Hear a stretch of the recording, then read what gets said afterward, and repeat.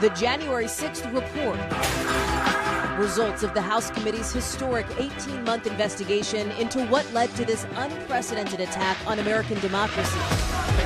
New insight into key moments from lies about election fraud. I believe the words he used were, "so there's no there." A plan for fake electors and a pressure campaign against then Vice President Mike Pence. I hope that our great Vice President comes through for us. Building to that violent day. Over the next hour, witnesses tell the story of what they saw and heard. We need to do something more. They're literally calling for the vice president to be effing hung. Including Donald Trump's inner circle testifying under oath as the committee makes its case that the former president is directly responsible for the assault on the Capitol and should face charges. Donald Trump turned their love of country into a weapon against our Capitol. This is an NBC News special. The January 6th report.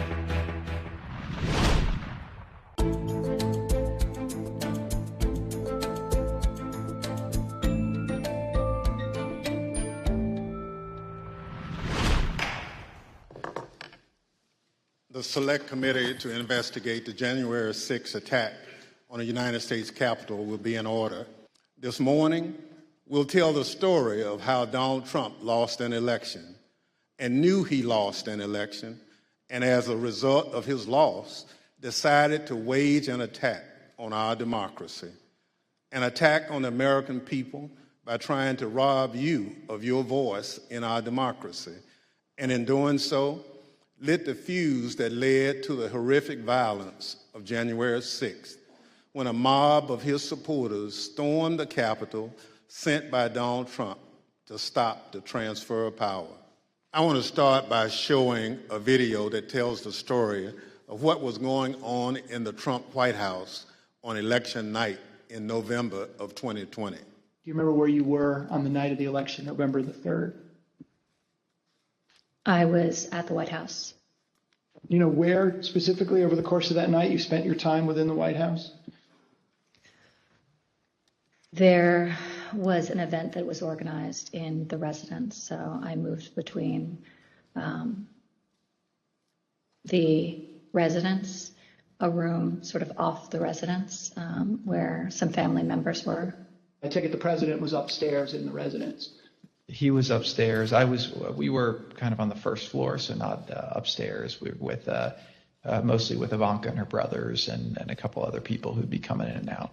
Can you just describe the atmosphere? What were people expecting that night when you got to the White House?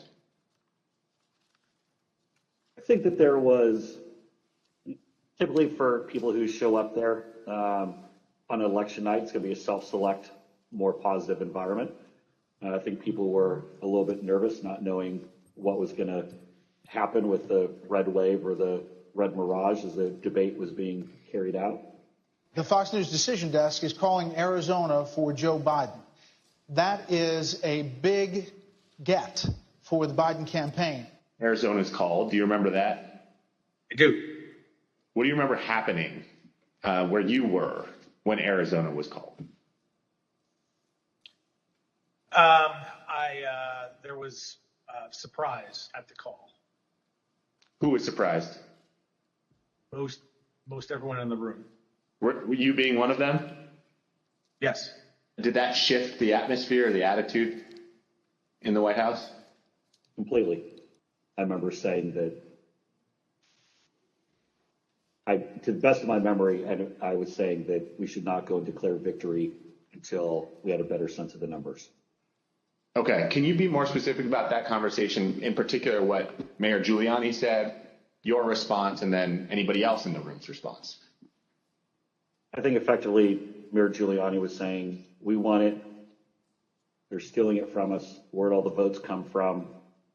We need to go say that we won. And essentially that anyone who didn't agree with that position was being weak. What was your view at the time as to what he should or shouldn't say?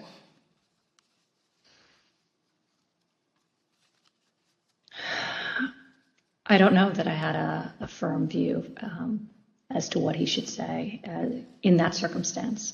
The results were still being counted. it was becoming clear that the race would not be called on election night. My belief, my recommendation was to say that votes were still being counted.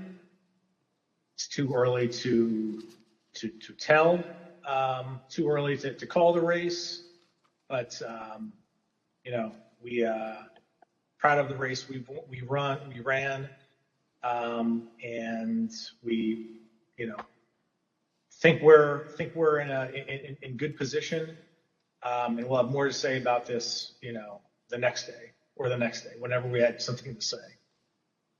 And did anybody who was a part of that conversation disagree with your message? Yes. Who was that? The president disagreed with that. I don't recall the particular words. He thought I was wrong. He told me so, and that they were going to go he was going to go in a different direction. This is a fraud on the American public. This is an embarrassment to our country. We were getting ready to win this election. Frankly, we did win this election. Right out of the box on election night, the president claimed that there was major fraud underway. I mean, this happened, as far as I could tell, before there was actually any potential of looking at evidence. And it seemed to be based on the dynamic that at the end of the evening, a lot of Democratic votes came in, which changed the vote counts in certain states. And that seemed to be the basis for this broad claim that there was major fraud. And I didn't think much of that because people had been talking for weeks and everyone understood for weeks that that was going to be what happened on election night. Jason Miller was a senior Trump campaign spokesman. In this clip, Miller describes a call between the Trump campaign's internal data expert and President Trump a few days after the 2020 election. I was in the Oval Office, and at some point in the conversation, Matt Oskowski, who is the lead data person, was brought on, and I remember he delivered to the president pretty blunt terms that he was going to lose. And that was based, Mr. Miller, on Matt and the data team's assessment of the sort of county by county, state by state results as reported? Correct. Alex Cannon was one of President Trump's campaign lawyers. He previously worked for the Trump Organization. One of his responsibilities was to assess allegations of election fraud in November 2020. Here is one sample of his testimony discussing what he told White House Chief of Staff Mark Meadows. I remember a call with Mr. Meadows where Mr. Meadows was asking me what I was finding and if I was finding anything. And I remember sharing with him that we weren't finding anything that would be sufficient to change the results in any of the key states. When was that conversation? Probably in November, mid to late November. I think it was before my child was born. And what was Mr. Meadows' reaction to that information? I believe the words he used were, so there's no there there. There's no there there. The Trump campaign's general counsel, Matt Morgan, gave similar testimony. He explained that all of the fraud allegations and the campaign's other election arguments taken together and viewed in the best possible light for President Trump could still not change the outcome of the election. The committee also heard from state officials and elections workers who say they were targeted by Trump supporters as part of these false allegations of fraud. Among them, Shay Moss and her mother, Ruby Freeman. Freeman was invoked by former President Trump in his now infamous call to the Georgia Secretary of State, Brad Raffensperger. We had at least 18,000, that's on tape. We had them counted very painstakingly, 18,000 voters having to do with Ruby Freeman. She's a vote scammer, a professional vote scammer and hustler. My name is Ruby Freeman. I've always believed that when God says that he'll make your name great, but this is not the way it was supposed to be. Now I won't even introduce myself by my name anymore. I get nervous when I bump into someone I know in the grocery store who says my name. I'm worried about who's listening. I get nervous when I have to give my name for food orders. I'm always concerned of who's around me. I've lost my name and I've lost my reputation. I've lost my sense of security, all because a group of people, starting with number 45 and his ally, Rudy Giuliani, decided to scapegoat me and my daughter, Shay, to push their own lies about how the presidential election was stolen. Ms. Moss, how has this experience of being targeted by the former president and his allies affected your life? It's turned my life upside down. I no longer give out my business card. I don't transfer calls. I don't want anyone knowing my name. I don't want to go anywhere with my mom because she might yell my name out over the grocery aisle or something. I don't go to the grocery store at all. I haven't been anywhere at all. I've gained about 60 pounds. I just don't do nothing anymore. I don't want to go anywhere. I second guess everything that I do. It's affecting my life in a major way, in every way, all because of lies. For me doing my job, same thing I've been doing forever.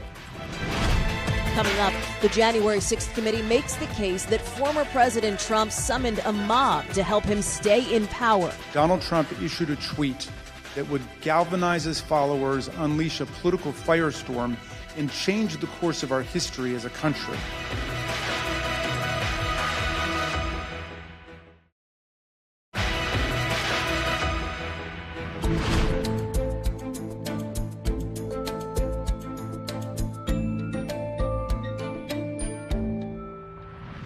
Four days after the electors met across the country and made Joe Biden the president-elect, Donald Trump was still trying to find a way to hang on to the presidency. On Friday, December 18th, his team of outside advisors paid him a surprise visit in the White House that would quickly become the stuff of legend.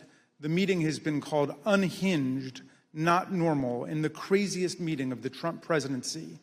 The outside lawyers who'd been involved in dozens of failed lawsuits had lots of theories supporting the big lie, but no evidence to support it. It was not a casual meeting. Explain. I mean, at times there were people shouting at each other, hurling insults at each other. It wasn't just sort of people sitting around on a couch like chit-chatting. Do you recall whether he raised to Ms. Powell the fact that she and the campaign had lost all of the 60 cases that they had brought in litigation? Yes, he raised that. And what was the response? I don't remember what she said. I don't think it was a good response. Cipollone and Hirschman and whoever the other guy was showed nothing but contempt and disdain of the president. Yeah, I remember the three of them were really sort of forcefully attacking me verbally. Derek, and we were pushing back, and we were asking one simple question as a general matter. Where is the evidence? So, what response did you get when you asked Ms. Powell and her colleagues, where's the evidence? A variety of responses based on my current recollection, including, can't believe you would say something like, things like this, like, what do you mean, where's the evidence? You should know, and things like that, or, a disregard, I would say, a general disregard for the importance of actually backing up what you say with facts. And, then there was discussion of, well, we don't have it now, but we will have it or whatever. I mean, if it had been me sitting in his chair, I would have fired all of them that night and had them escorted out of the building. Deborah and I both challenged what she was saying. And she says, well, the judges are corrupt. And I was like, everyone? Every single case that you've done in the country you guys lost, every one of them is corrupt, even the ones we appointed? And I'm being nice. I was much more harsh to her. Not long after Sidney Powell, General Flynn, and Rudy Giuliani left the White House in the early hours of the morning, President Trump turned away from both his outside advisors' most outlandish and unworkable schemes and his White House counsel's advice to swallow hard and accept the reality of his loss. Instead, Donald Trump issued a tweet that would galvanize his followers, unleash a political firestorm, and change the course of our history as a country. Trump's purpose was to mobilize a crowd. And how do you mobilize a crowd in 2020? With millions of followers on Twitter, President Trump knew exactly how to do it. At 1:42 a.m. on December 19, 2020, shortly after the last participants left the unhinged meeting, Trump sent out the tweet with his explosive invitation. Trump repeated his big lie and claimed it was, quote, statistically impossible to have lost the 2020 election before calling for a big protest in D.C. on January 6th. Be there, will be wild.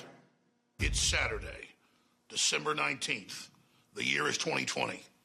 And one of the most historic events in American history has just taken place. President Trump, in the early morning hours today, tweeted that he wants the American people to march on Washington, D.C. on January 6, 2021. And now Donald Trump is calling on his supporters to descend on Washington, D.C., January 6th. He is now calling on we, the people, to take action and to show our numbers. We're going to only be saved by millions of Americans moving to Washington, occupying the entire area, if necessary, storming right into the Capitol. You know, we know the rules of engagement. If you have enough people, you can push down any kind of a fence or a wall. Jim Watkins, the owner of 8kun, the fringe online forum that was birthplace of the QAnon extremist movement, confirmed the importance of Trump's tweet. Why did you first decide to go to D.C. for January 6th? When the President of the United States announced that he was going to have a rally, then I bought a ticket and went. Katrina Pearson, one of the organizers of January 6th rally and a former campaign spokeswoman for President Trump, grew increasingly apprehensive after learning that multiple activists had been proposed as speakers for the January 6th rally. These included some of the people we discussed earlier in this hearing. Roger Stone, a longtime outside advisor to President Trump. Alex Jones, the founder of the conspiracy theory website InfoWars. And Ali Alexander, an activist known for his violent political rhetoric. On December 30th, Ms. Pearson exchanged text messages with another key rally organizer about why people like Mr. Alexander and Mr. Jones were being suggested as speakers at the president's rally on January 6th. Ms. Pearson's explanation was POTUS, and she remarked that the president likes the crazies. The committee asked Ms. Pearson about these messages, and this is what she said. So when you said that he likes the crazies, were you talking about President Trump? Yes, I was talking about President Trump. He loved people who viciously defended him in public. But consistent in terms of the support for these people, at least with what the president likes, from what you could tell. Yes, the people that would be very, very vicious and publicly defending him. On January 2nd, Ms. Pearson's concerns about the potential rally speakers had grown serious enough that she reached out to Mr. Meadows directly. She wrote, "Good afternoon. Would you mind giving me a call regarding this January 6th event? Things have gotten crazy and I desperately need some direction, please." According to phone records obtained by the committee, Ms. Pearson received a phone call from Mr. Meadows 8 minutes later. Here is what Ms. Pearson said about that conversation. So what specifically did you tell him, though, about other other events? Just that there were a bunch of entities coming in. Some were very suspect, but they're going to be on other stages, some on other days. A very, very brief overview of what was actually happening and why I raised the red flags. And when you told him that people were very suspect, did you tell him what you meant by that, or what did you convey to him about what the problems with these folks? I think I even texted him some of my concerns, but I did briefly go over some of the concerns that I had raised to everybody with Alex Jones or Ollie Alexander and some of the rhetoric that they were doing. I probably mentioned to him that they had already caused trouble at other capitals or at the previous event, the previous march that they did for protesting, and I just had a concern about it. While certain close associates of President Trump privately expressed concerns about what would occur on January 6, other members of the president's inner circle spoke with great anticipation about the events to come. The committee has learned from the White House phone logs that the president spoke to Steve Bannon, his close advisor, at least twice on January 5th. The first conversation they had lasted for 11 minutes. Listen to what Mr. Bannon said that day after the first call he had with the president. All hell is going to break loose tomorrow. It's all converging, and now we're on, as they say, the point of attack, right? The point of attack tomorrow. I'll tell you this. It's not going to happen like you think it's going to happen, okay? It's going to be quite extraordinarily different. And all I can say is strap in. There were also concerns among members of Congress. We have a recently released recording of a conversation that took place among Republican members in the U.S. Capitol on the eve of January 6th. This is Republican Congresswoman Debbie Lesko from Arizona, who led some of the unfounded objections to the election results. I also asked leadership to come up with a safety plan for members. I'm actually very concerned about this because we have who knows how many hundreds of thousands of people coming here. We have Antifa. We also have, quite honestly, Trump supporters who actually believe that we are going to overturn the election. And when that doesn't happen, most likely will not happen, they are going to go nuts. Coming up, the committee lays out what it says was a dangerous pressure campaign against then Vice President Mike Pence. I wanted to make sure the head of the Vice President's Secret Service was aware that that likely, as these disagreements became more public, that the president would lash out in some way.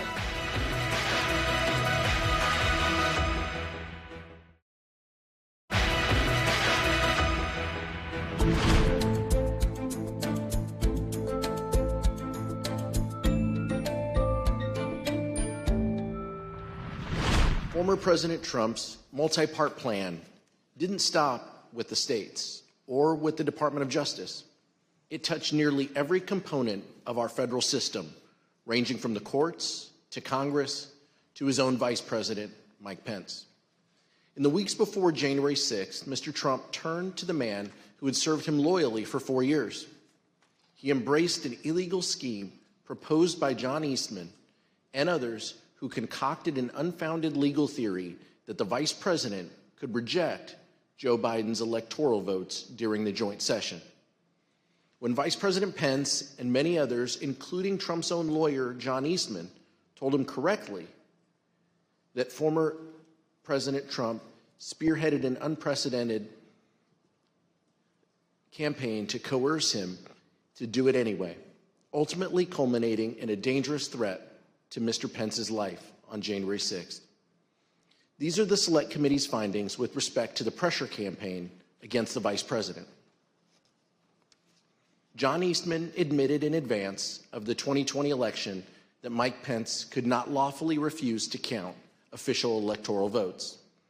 But he nevertheless devised a meritless proposal that deployed a combination of bogus election fraud claims and the fake electoral ballots to say that Mike Pence, presiding over the joint session, could reject legitimate electoral votes for President-elect Biden. But still, President Trump accepted and repeated Eastman's theory and used it to pressure the vice president to take unlawful action. In multiple heated conversations, President Trump directly pressured Vice President Pence to adopt the Eastman theory and either reject the electors or send them back to the state legislatures. The Vice President consistently resisted and repeatedly told the President that he did not possess the authority to do what President Trump directed. This culminated in an angry phone call on the morning of January 6th between President Trump and Vice President Pence, during which the former president repeatedly berated Mr. Pence by cursing and leveling threats. White House staffer Nick Luna was one of the many witnesses who heard the call as it happened. Take a listen at Mr. Luna's testimony. Did you hear any part of the phone call, even if just the end that the president was speaking from? I did, yes. All right, and what did you hear? So as I was dropping off the note, I remember hearing the word wimp. Either he called him a wimp. I don't remember if he said, you are a wimp, you'll be a wimp. Wimp is the word I remember. Something to the effect, the wording's wrong.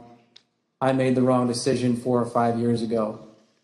The dispute between the president and the vice president had grown to the point where the vice president's chief of staff, Mark Short, was concerned that the president could, in Mr. Short's words, quote, lash out at the vice president on January 6th. In fact, Mr. Short was so concerned about it that he talked with the head of the vice president's Secret Service detail on January 5th. Here's Mr. Short. Concern was for the vice president's security, and so I wanted to make sure the head of the vice president's Secret Service was aware that that likely, as these disagreements became more public, that the president would lash out in some way. Coming up, the committee breaks down January 6th and what it says was former President Trump's dereliction of duty as the Capitol came under attack. It was something like I'd seen out of the movies. I couldn't believe my eyes. There were officers on the ground.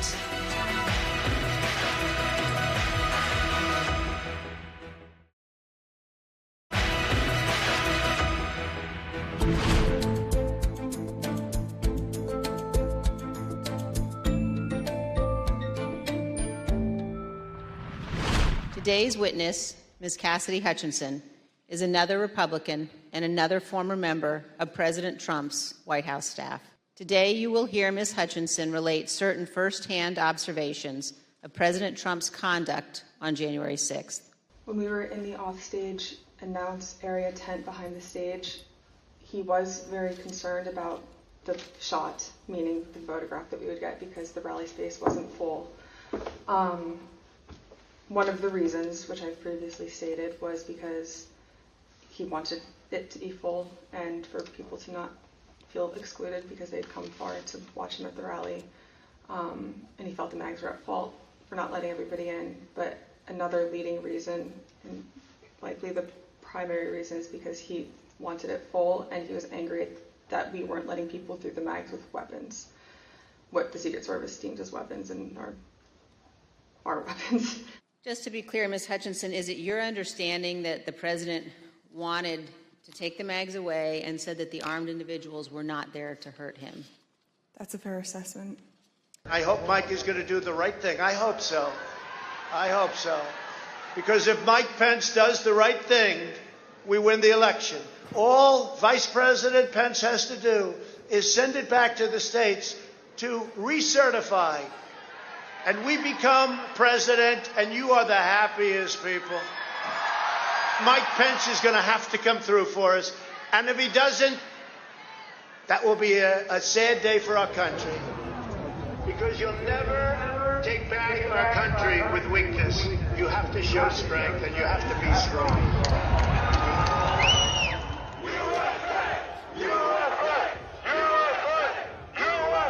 Cruiser 50, it does look like we're going to have an ad hoc march stepping off here.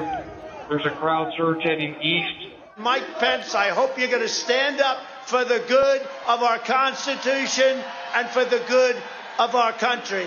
And if you're not, I'm going to be very disappointed in you. I will tell you right now. President Trump was aware that a number of the individuals in the crowd had weapons and were wearing body armor. And here's what President Trump instructed the crowd to do. We're going to walk down, and I'll be there with you. We're going to walk down We're going to walk down, anyone you want, but I think right here we're going to walk down to the Capitol. And the crowd, as we know, did proceed to the Capitol. It soon became apparent to the Secret Service, including the Secret Service teams in the crowd, along with White House staff, that security at the Capitol would not be sufficient. Mr. Ornato, in one phone conversation, had called me and said, make sure the chief knows that they're getting close to the Capitol. It's they're having trouble stacking bodies. And Ms. Hutchinson, when you said they were having trouble stacking bodies, did you mean that law enforcement at the Capitol needed more people to defend the Capitol from the rioters? It was becoming clear to us and to the Secret Service that Capitol police officers were getting overrun at the security barricades outside of the Capitol building, and they were short people to defend the building against the rioters. The January 6th committee introduced new images and testimony from the day of the attack, and some of that footage is disturbing to watch. Get back, ladies! Get back, ladies!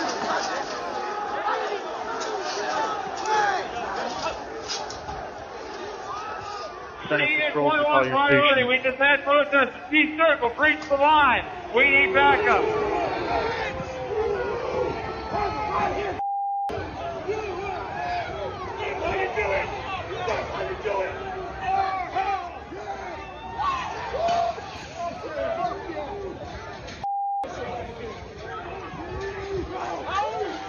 Madam Speaker, the Vice President and the United States Senate.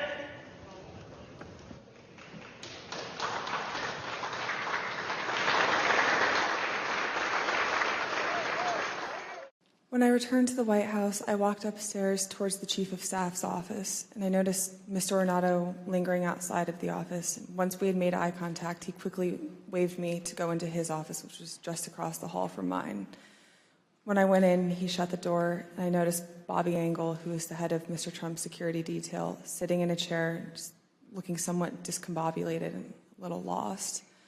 I looked at Tony, and he had said, "Did you effing hear what happened in the Beast?" I said, "No, Tony, I just got back. What happened?"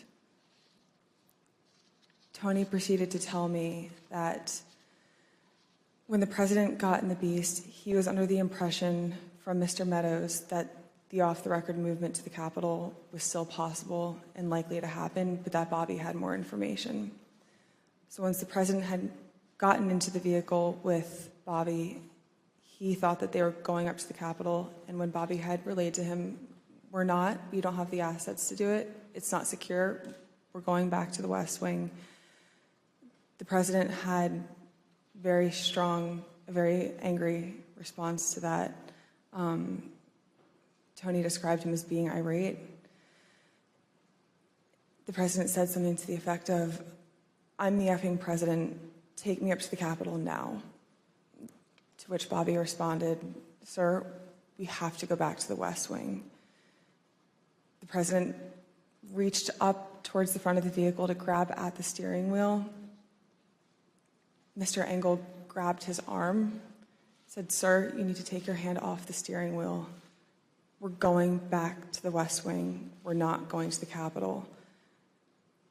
Mr. Trump then used his free hand to lunge towards Bobby Engel, and when Mr. Ornato had recounted this story to me, he had motioned towards his clavicles.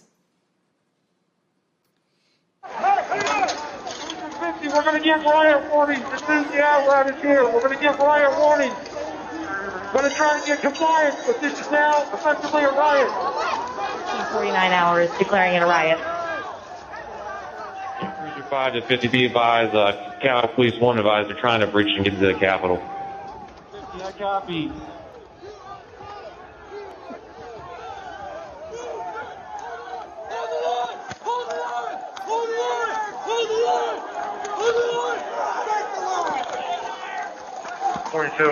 We're about 5 miles out. We're trying to make our way through all this.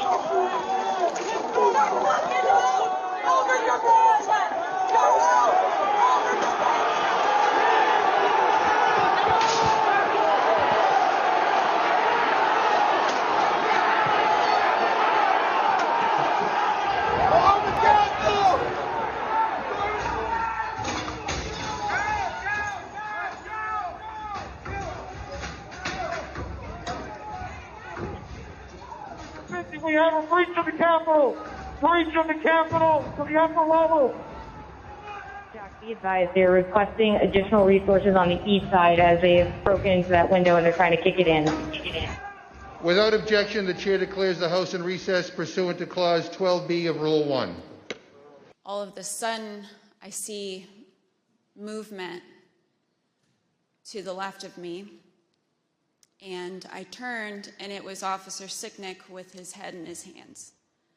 And he was ghostly pale.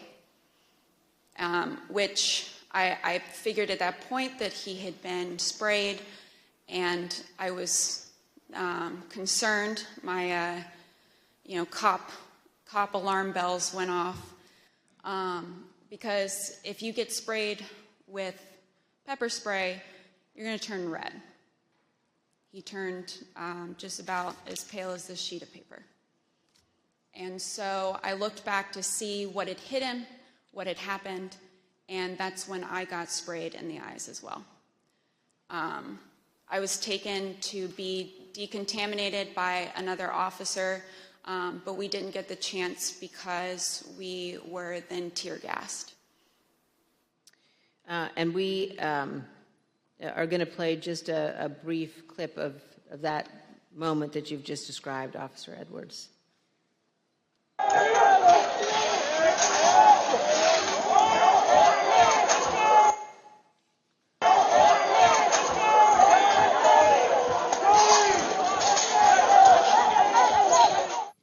The President's National Security Council staff was listening to these developments and tracking them in real time. On the screen, you can see excerpts from the chat logs among the President's National Security Council staff. At 2:13, the staff learned that the rioters were kicking in the windows at the Capitol. 3 minutes later, the staff said the Vice President was being pulled, which meant agents evacuated him from the Senate floor. At 2:24, the staff noted that the Secret Service agents at the Capitol did not, quote, sound good right now. The members of the VP detail at this time were starting to fear for their own lives. There was a lot of yelling, a lot of very personal calls over the radio. So it was disturbing. I don't like talking about it, but there were calls to say goodbye to family members, so on and so forth. It was getting, for whatever the reason was on the ground, the VP detail thought that this was about to get very ugly. President Trump's view that the rioters were not doing anything wrong and that, quote, Mike deserved it, helps us to understand why the president did not ask the rioters to leave the Capitol for multiple hours. In fact, he put this tweet out at 2:24 p.m. Mike Pence didn't have the courage to do what should have been done to protect our country and our Constitution, giving states a chance to certify a corrected set of facts, not the fraudulent or inaccurate ones which they were asked to previously certify. The U.S. demands the truth.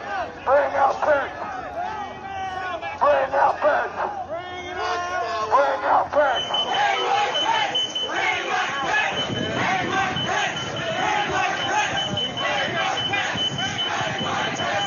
I remember Pat saying something to the effect of, Mark, we need to do something more. They're literally calling for the vice president to be effing hung. And Mark had responded something to the effect of, you heard him, Pat. He thinks Mike deserves it. He doesn't think they're doing anything wrong. To which Pat said something, this is effing crazy. We need to be doing something more. Get him back there! Push forward!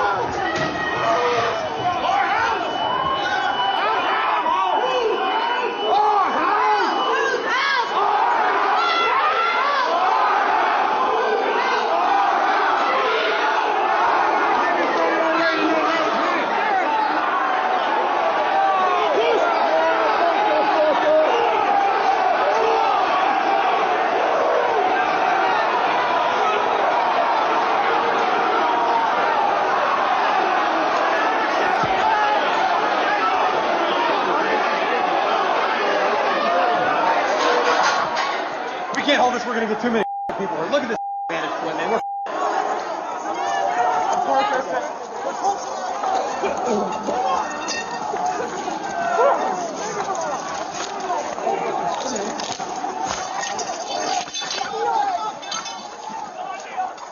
We need an area for the House members. They're all walking over now through the tunnels.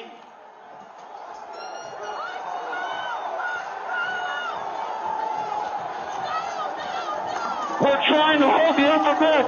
We are trying to hold the upper deck now. We need to hold the doors of the Capitol.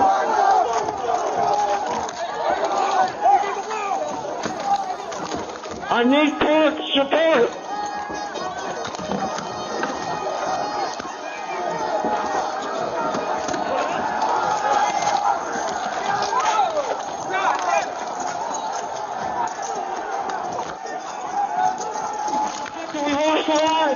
We lost the line. All MPDs get back. All MPDs get back up to the upper deck. It was something like I had seen out of the movies. I couldn't believe my eyes. There were officers on the ground. You know, they were bleeding. They were throwing up. They were, you know, they had. I mean, I saw friends with blood all over their faces. I was slipping in people's blood. You know, I was catching people as they fell. It was carnage.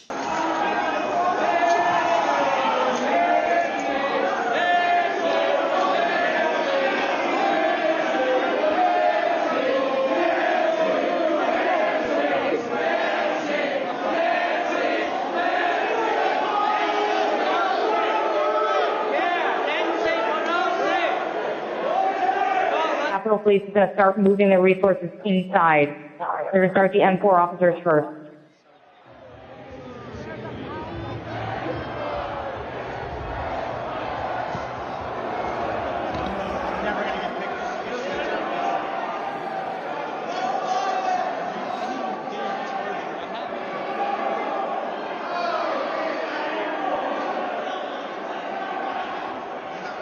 Okay, H208 with 4 members. The door's barricaded. There's people flooded the hallways outside. We have no way out. In fact, officers still remaining on the House floor, on the third floor, to use the subways themselves. It's time to evacuate so we can secure the members on the other side. Copy. Ms. Hutchinson, in our prior interviews, we've asked you about what the president's advisors were urging him to do during the attack. You've described roughly 3 different camps of thought inside the White House that day. Can you tell us about those?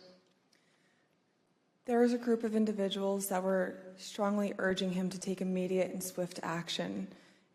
I would classify the White House counsel's office, Mr. Hirschman, Ms. Ivanka Trump, in that category of really working to get him to take action and pleading with him to take action.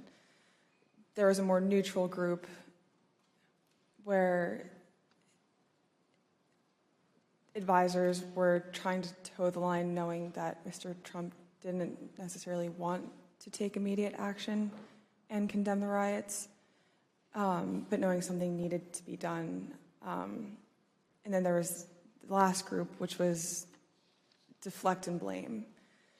Ultimately, these remarks that we're looking at here in Exhibit 25 were not the remarks that the president delivered in the Rose Garden. Do you know why the president decided not to use these? I don't know, sir. No, I do not know why. Did the president use any written remarks to your knowledge, or did he just go off the cuff? To my knowledge, it was off the cuff, sir. Good, Chase. When you're ready, sir. Yep, I'll be right behind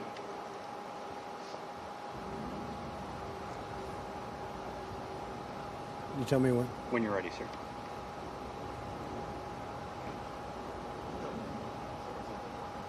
Who's behind me?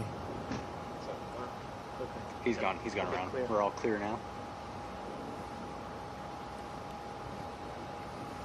I know your pain. I know you're hurt. We had a election, let me say. I know your pain. I know you're hurt. We had an election that was stolen from us. It was a landslide election, and everyone knows it, especially the other side. But you have to go home now. We have to have peace. We have to have law and order. We have to respect our great people in law and order. We don't want anybody hurt. It's a very tough period of time.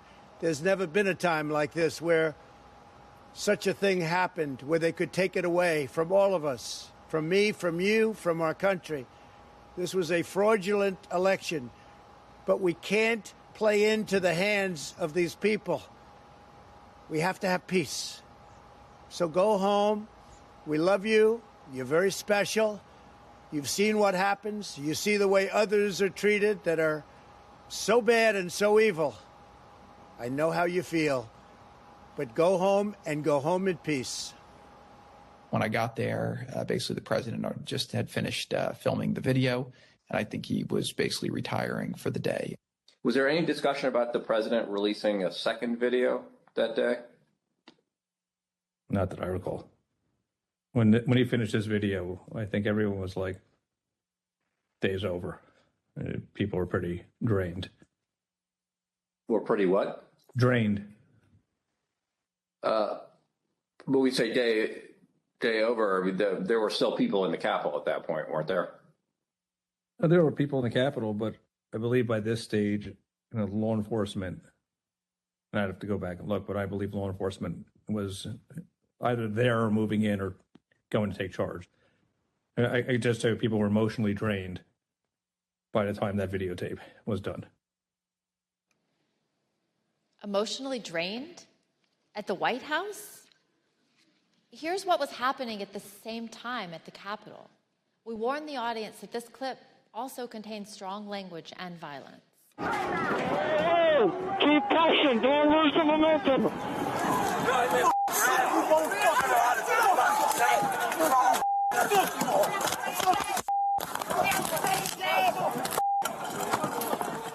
Another officer unconscious. The terrorist. What terrorist? Everybody, we need gas masks. We need weapons. We need strong, angry patriots to help our boys. They don't want to leave. Coming up, the January 6th committee has its final say. If we are to survive as a nation of laws and democracy, this can never happen again.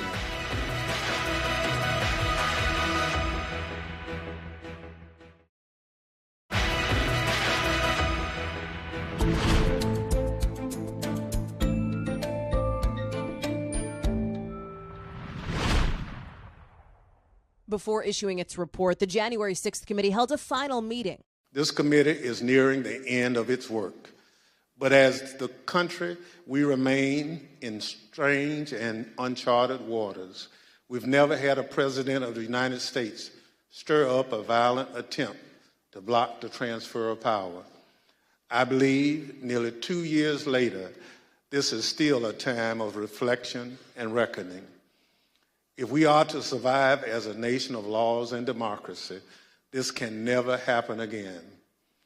How do we stop it? This committee will lay out a number of recommendations in its final report. But beyond any specific details and recommendations we present, there's one factor I believe is most important in preventing another January 6th: accountability. Accountability that can only be found in the criminal justice system. We have every confidence that the work of this committee will help provide a roadmap to justice, and that the agencies and institutions responsible for ensuring justice under the law will use the information we've provided to aid in their work. The committee unanimously voted to make 4 criminal referrals to the Department of Justice for the former president: inciting an insurrection, obstructing an official government proceeding, making false statements, and defrauding the United States. Those referrals don't carry any legal weight, and the decision to prosecute the former president will be up to the new special counsel. After that meeting, Mr. Trump posted a number of responses criticizing the committee calling it the highly partisan Unselect Committee, saying he recommended troops to be used in D.C. and declaring it a witch hunt. The committee's final report is the culmination of 11 public hearings, more than 100 subpoenas, 1,200 plus witness interviews, and the collection of hundreds of thousands of documents.